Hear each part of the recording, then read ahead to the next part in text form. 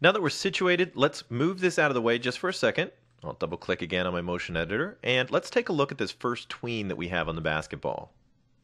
I'm going to move my playhead back to the very beginning, and I'm just going to click on the ball itself so I can see properties for that basketball movie clip over here on the side, and I'm going to open up the position and size ones.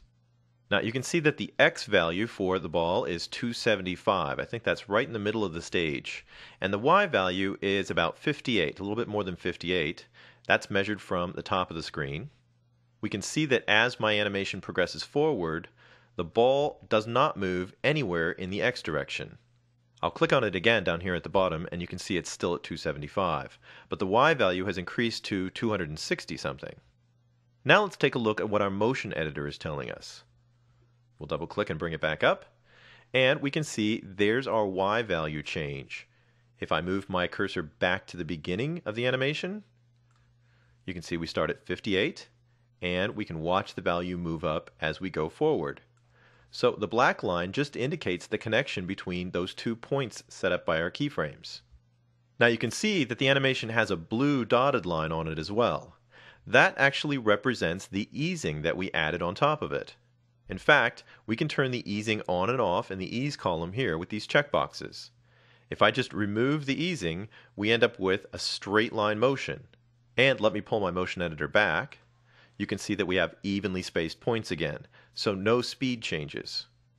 We'll bring the motion editor back up, and I'll just re-add my easing back in with a check in the checkbox.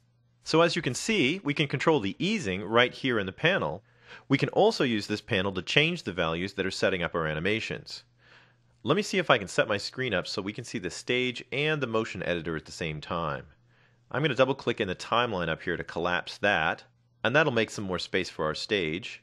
And I'll move my motion editor down just a little bit and maybe my stage up so that we can kind of see what's going on here in the background. Now we've already got settings on our Y property. Let's use the motion editor panel to change the X property.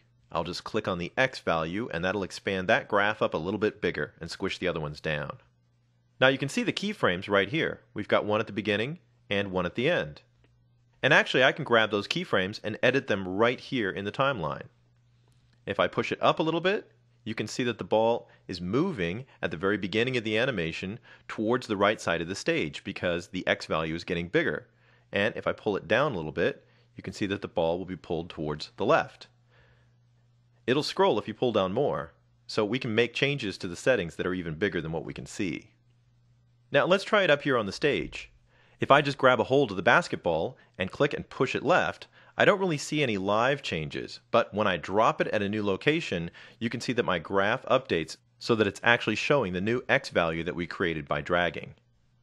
Now you notice also down here in the panel, it does track the value for X and Y at the current position for our object, but it's grayed out at this point.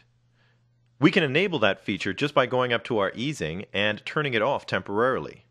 Now I'm going to go up here to the basic motion category, that's X, Y, and rotation, and I'll turn off easing for all three, and you can see that that actually activates the controls. I can grab a hold of this control and pull a little bit left, and you can see that that's going to move my ball both in the stage and the data point on my graph. And what I'd like to do is just have the ball completely off the stage.